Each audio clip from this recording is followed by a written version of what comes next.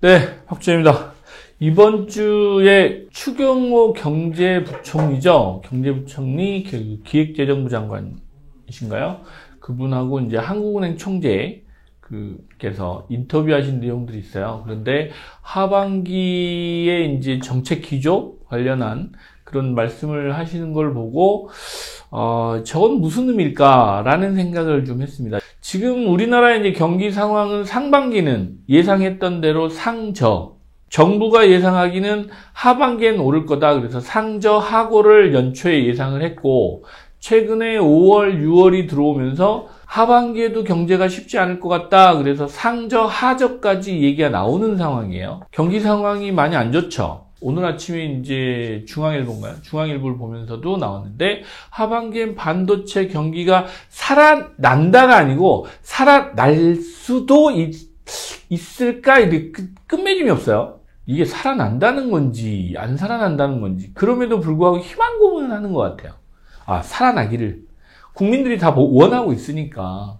그래서 이게 살아날까? 라는 고민을 하면 이런저런 그 분위기, 상황 이런 것들 보고 수출 상황도 그렇고 하반기 경제 상황은 쉬운 상황은 아니다. 하반기에는 보니까 조속한 경기 반등을 위해 수출, 투자 촉진, 내수 지역 경제 활성화해서 경제 활력 제고에 매진하겠다. 어떻게 매진할 거냐는 거지. 경기 반등을 위해서 수출, 투자 촉진 하려면 기업들이 돈을 풀어야 되잖아요. 투자를 해야 된다는 얘기잖아. 근데 불확실성에 기업들이 투자를 할까요? 쉽지 않겠죠. SK 같은 경우는 현금 확보한다고 최태원 회장이 임원들 사장단 회의를 집합해서 비상 대책 회의를 하는 것 같아요. 현금 확보하라고 그랬는데 거기다 대고 투자한다고 돈을 쓰겠어? 안 쓰겠죠. 투자를 한다고는 해요. 그렇다고 그걸 하반기에 투자하냐? 그건 아닌 것 같다는 거지. 이제 그 상황도 기획재정부 장관은 알고 있겠죠. 그러면 뭔가를 보여줘야죠. 이런저런 물가들을 이제 누르고 있죠. 그동안 올랐던 거 라면값부터 시작해서 여러 가지 학원비까지 요즘에 또 세무조사 해가면서 다시 하고 있어요. 오히려 더 위축시키는 효과도 생길 수 있겠죠. 잘못하면. 세무조사하고 있는데 그 상황에 투자가 되겠어? 그런 건 이제 차치하고 대체 그러면 인플레이션을 일단 빨리 잡겠다? 라는 의도로 저는 판단했어요. 5월달 3.3이었잖아요. CPI 지수가 3.3%였잖아요. 공공요금은 안 올리겠다고 그랬습니다. 당분간은. CPI 지수를 빨리 내리겠다는 의지로 저는 보여요. 금리를 내려주고 싶어서. 금리를 내려야 경제 활력이 생깁니다. 우리나라는 부동산에 또 영향이 많이 미치죠. 공사 중단했던 또 투자를 하려고 했던 시행 개발이죠. 개발 사업을 하려고 했던 쪽에서 개발이 가능하겠죠. 그래서 이제 좀 움직일 겁니다. 금융 쪽도 움직이고. 왜 금융이 움직여야 돈이 나오니까. 실제로 여러분들 투자를 한다고 하면 금리가 떨어지면 부동산 매입을 하기 시작합니다. 여러분들 금리 조금 떨어졌다고 하니까 전세 대출 확 일어나는 거 보셨죠? 거래 좀 늘어나는 거 보셨죠? 그 부분은 정부가 희망하고 가고자 하는 방향인 것도 맞아요.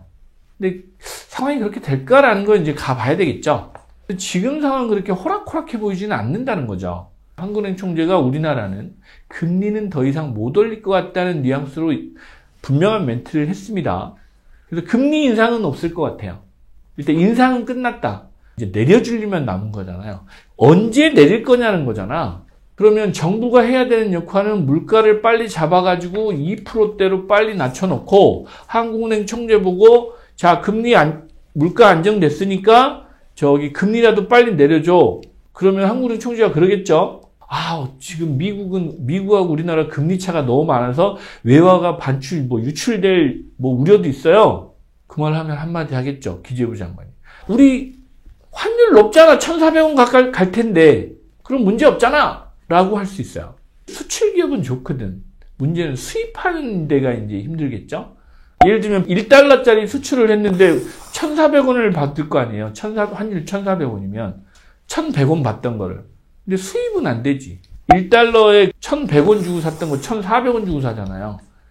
아무래도 수입 물량이 줄겠죠. 그래서 종합적으로 여러분들이 검토를 해보면 실질적으로 하반기에 금리를 내려줘야 되는 상황이 이미 조성됐다라고 저는 보여요. 어느 방향으로 뭘 어떻게 갈지만 이제 잡고 가자라는 게 지금 경제부총리하고 한국은행 총재의 그 스탠스인 것 같아요. 제가 연초에 이제 누차 말씀드리지만 금리 인하의 부분에 대해서는 지금 정부가 마음이 좀 급하죠. 한국은행보다는. 그래서 정부는 한 8월에라도 낮춰주고 싶을 거예요. 그래서 빨리 경기가 회복되기를 희망할 겁니다. 그래서 저는 8월에 금리 가능성 있다. 왜? 9월 달에 금통위가 안 열려요. 그러면 이제 8월 아니면 10월이거든요. 10월은 늦어요. 내년 총선인데 민심이 얼마나 들썩이겠어요. 10월 달에 금리를 인하해가지고 2달 사이에 경기를 회복한다는 게 현실적으로 쉽지 않아요. 그게 효과가 나오는 데는 한두 달 또 걸릴 거니까. 그래서 정부는 마음이 급합니다.